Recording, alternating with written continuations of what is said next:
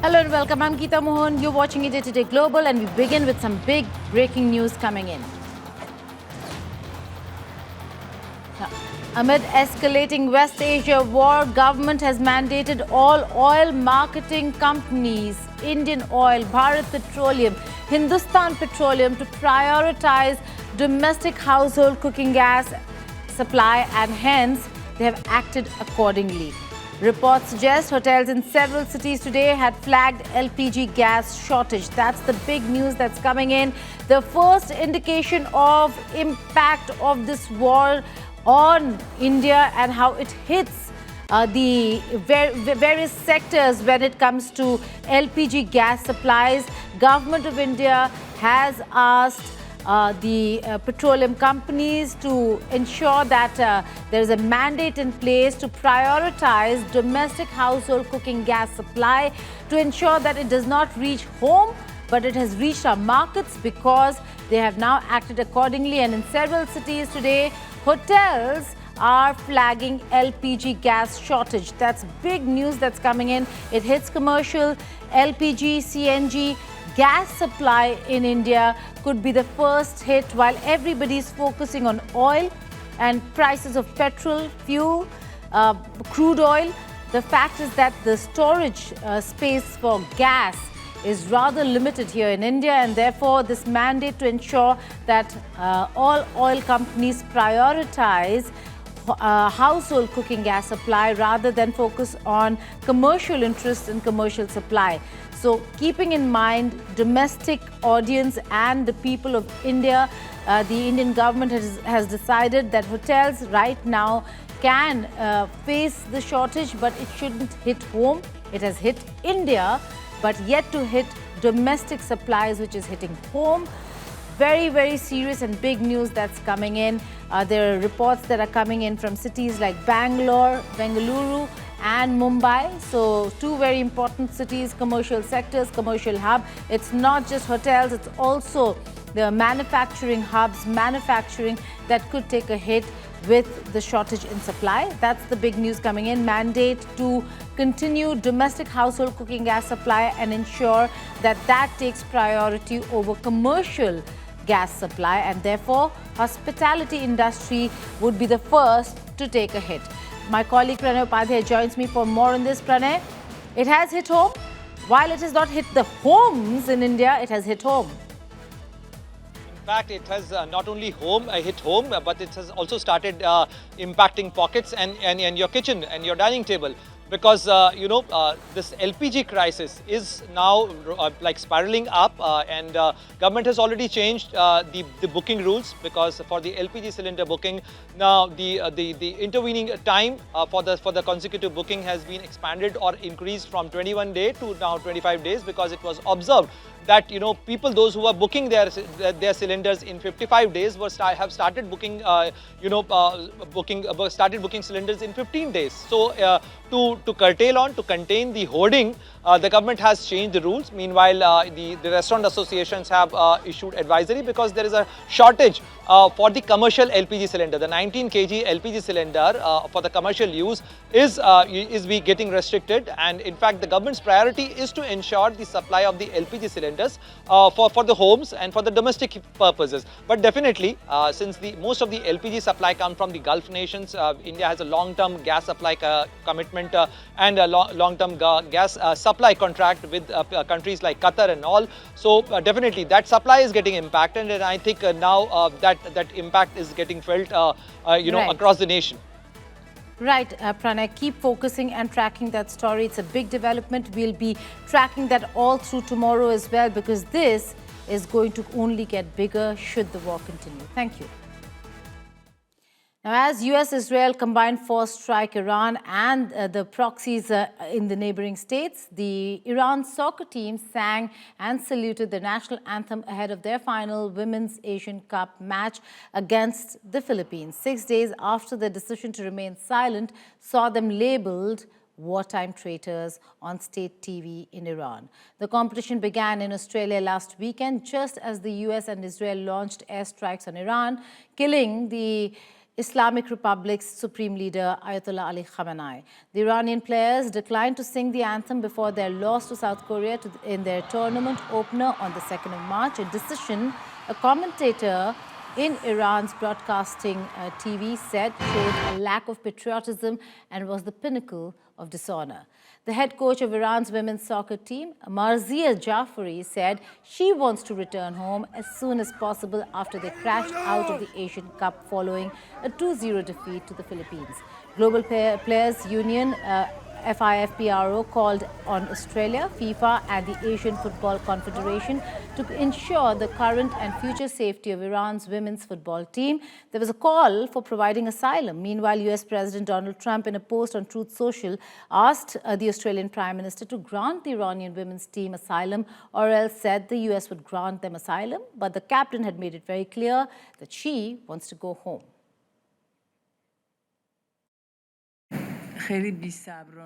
We are very impatiently waiting to return. Personally, I would like to return to my country as soon as possible and be with my compatriots and family. We are very impatiently waiting to return. Personally, I would like to return to my country as soon as possible and be with my compatriots and family. And our consulting editor, Sports, Nikhil Nas, joins us for more on this. Nikhil, quite a controversy over here. It seems like President Trump is trying to capture the audience when it comes to the asylum controversy. But does it seem like the team really wants to stay back in Australia or leave?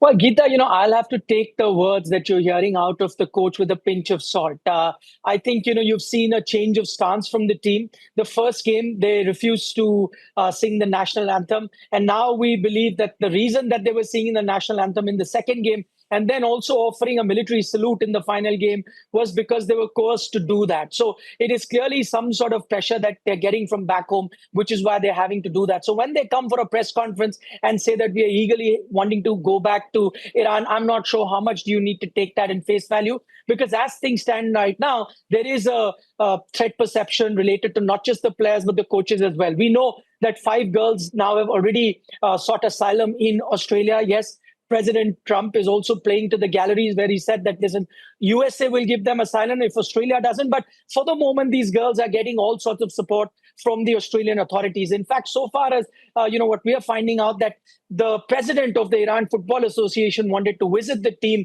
and speak to them after that first game. Even he was denied visa. So they're trying to keep them isolated. They're trying to keep them away from pressure. And that we are hearing that 3 families out of the 7 that have left the team hotel have received threats directly in Iran. In a circumstances that you see right now, I find it hard to believe that the team members would want to go there. The only reason I think they'd want to go there is, one, because of the pressure that they're getting from back home, and maybe because they fear for the safety of their families. Well, the latter seems more likely, Nikhil, the safety of their family, and that's why quite a few of them will return.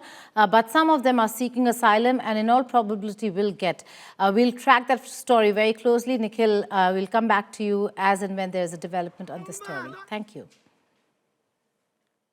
Now, Israel and Iran are now sending shockwaves across global markets. Like we said and reported, oil markets are exploding, prices surging like a pressure valve suddenly blown open. And today, the spike became historic, with a large portion of global oil shipments passing through this narrow corridor. Any disruption immediately sends prices soaring. Here's a report on the surge of crude prices.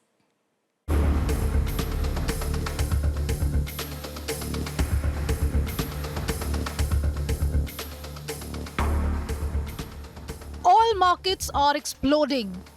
Prices surging like a pressure valve suddenly blown open. And today, the spike became historic. Brent crude, the global benchmark, surged to $119.50 a barrel.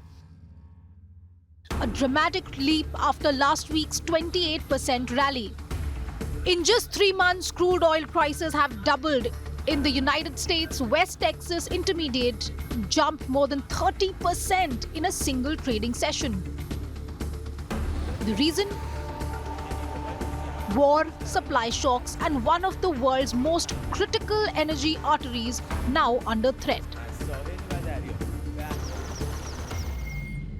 The surge began when the US and Israeli strikes hit multiple Iranian oil depots, sending plumes of black smoke over Tehran. Those attacks were followed by Iranian strikes on energy infrastructure across the region.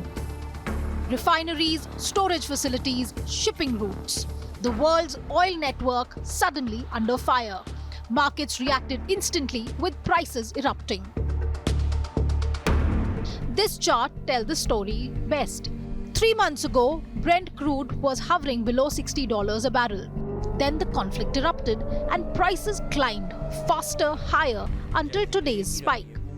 Brent crude touching $119.50, just a few drops away from its all-time highs. The danger is now beyond just the Strait of Hormuz. Adding to the uncertainty, Iran has hardened its political stance. The country has named Mojtaba Khamenei, the son of Ayatollah Ali Khamenei, as its new supreme leader. It's a clear signal that hardliners remain firmly in control and that the conflict could stretch far longer than markets hoped.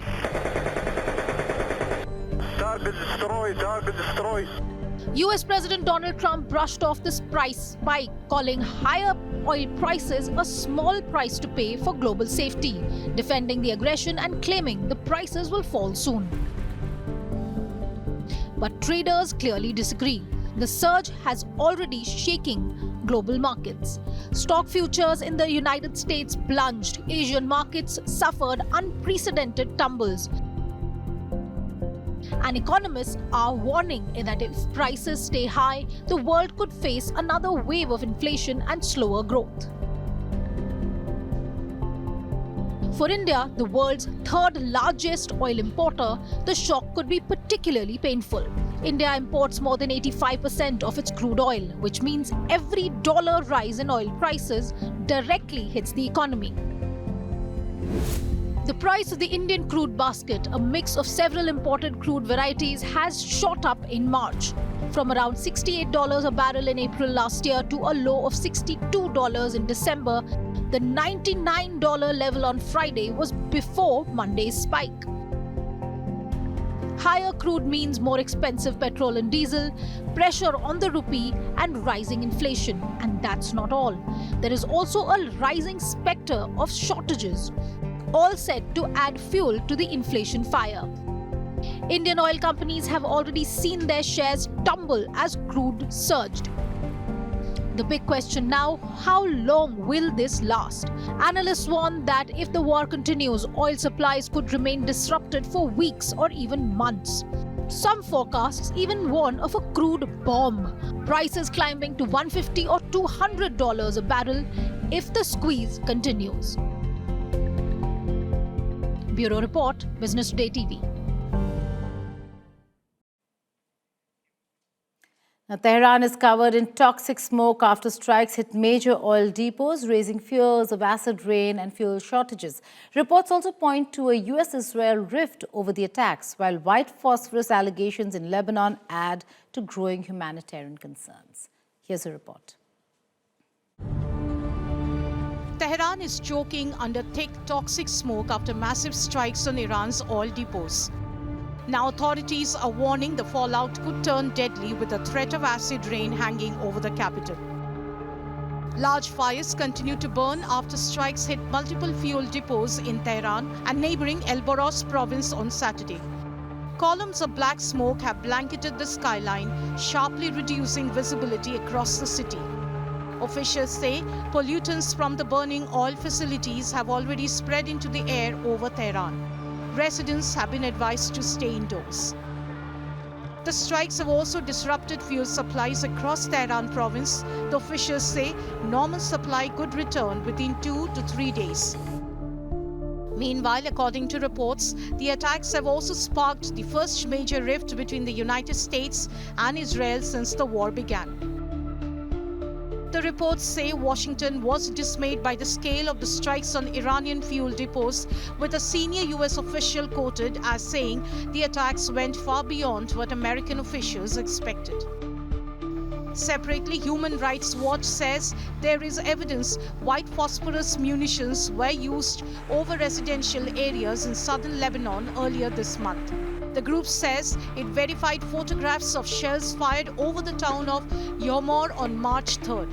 From toxic smoke over Tehran to new allegations of banned munitions, the environmental and humanitarian risk of the expanding war are now growing far beyond the battlefield.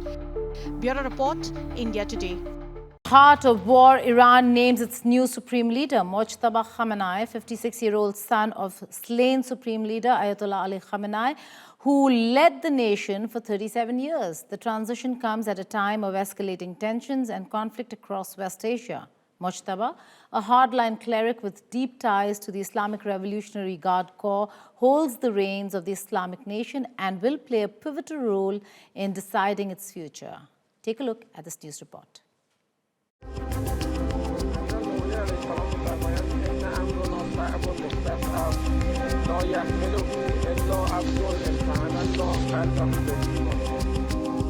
It is a new dawn for Iran amid its darkest chapter even in history.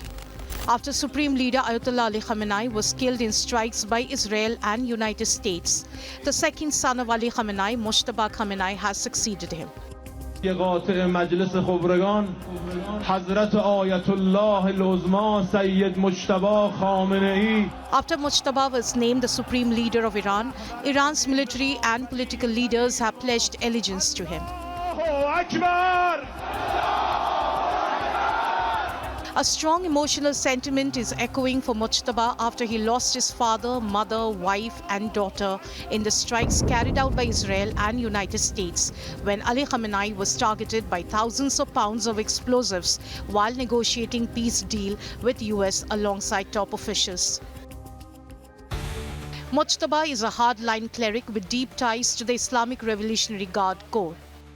During the Iran-Iraq war in late 80s, he volunteered on the front lines and served as a member of the Mujahid battalion. The experience shaped his outlook and deepened his commitment to the ideals of Islamic revolution.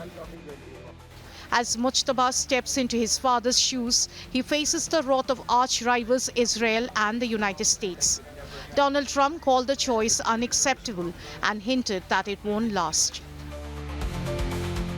We're in a very strong position now, and their leadership is just rapidly going. Everybody that seems to want to be a leader, they end up dead.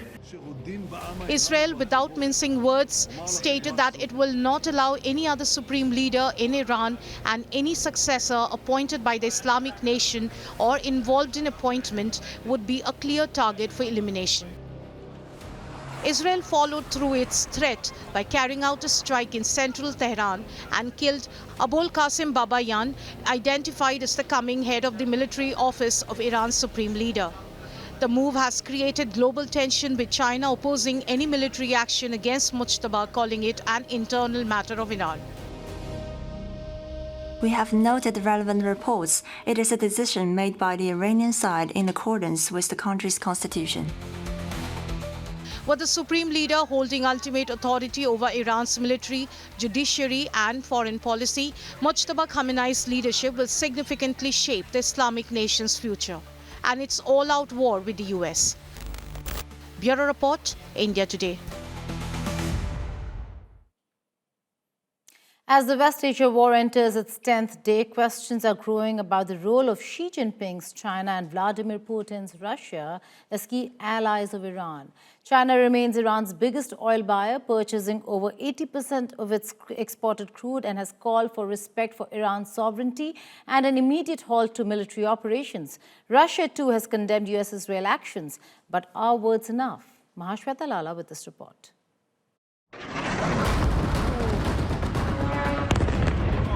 As conflict in West Asia enters 10th day, with the US and Israel combined raining airstrikes on Iran, destroying its weapons, bases, oil depots, the question is also raised about Iran's strategic allies, China and Russia, and their role in this war.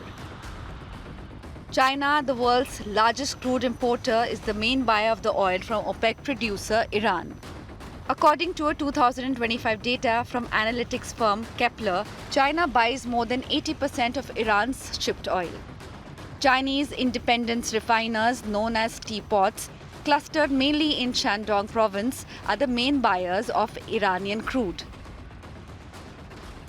After the capture of Nicolas Maduro and US taking over the Venezuelan oil, US next target was Iran. The Trump administration, since the killing of Ali Khamenei, has given various reasons for waging a war on Tehran, from regime change to obliterating Iran's nuclear weapons to launching a preemptive strike, reasons which have been strongly questioned.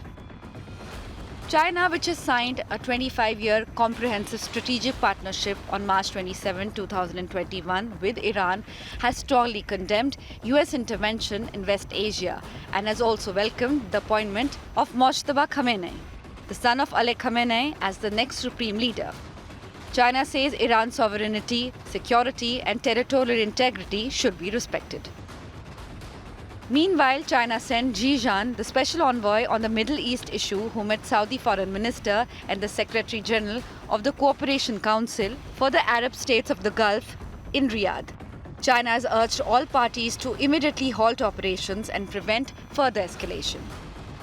Russian President Vladimir Putin held a phone conversation with Iranian President Masoud Pezeshkian, urging an immediate end to hostilities in the Middle East.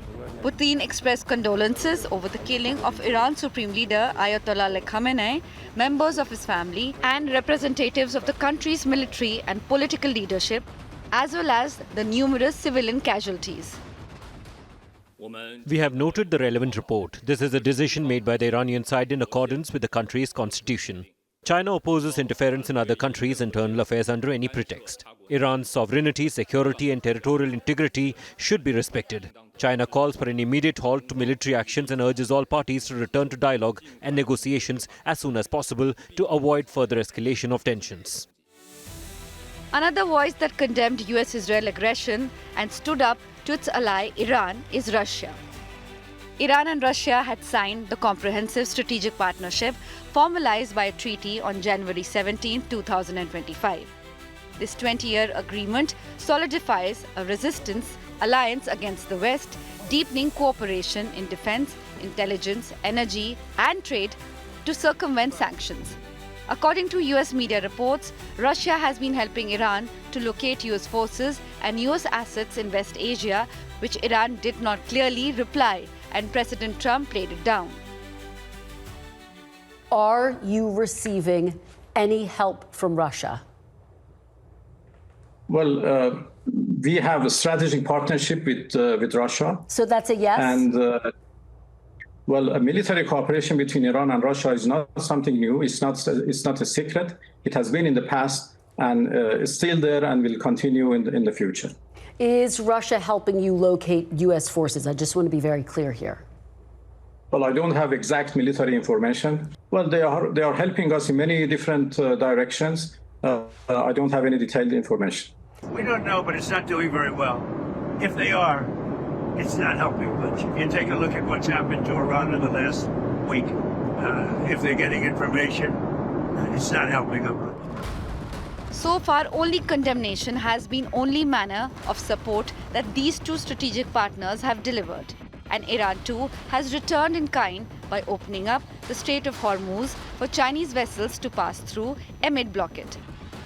As China and Russia closely monitor US war and how long it continues and how US plans to play the West Asia game, Chinese President Xi Jinping continues his anti-graft campaign before a potential invasion of Taiwan by 2027, and Russia aims to take major parts of Ukraine. With Mahashweta Lala, Bureau Report, India Today. That's all in this edition, but before I go, we leave you with visuals from Iran. Visuals that not many networks will show. These are visuals of people who've gathered at the Engelab Square, also known as the Revolution Square, in support of Khamenei. This comes even as there was smoke, toxic smoke around Tehran, leading to toxic rain as well. Goodbye. Take care.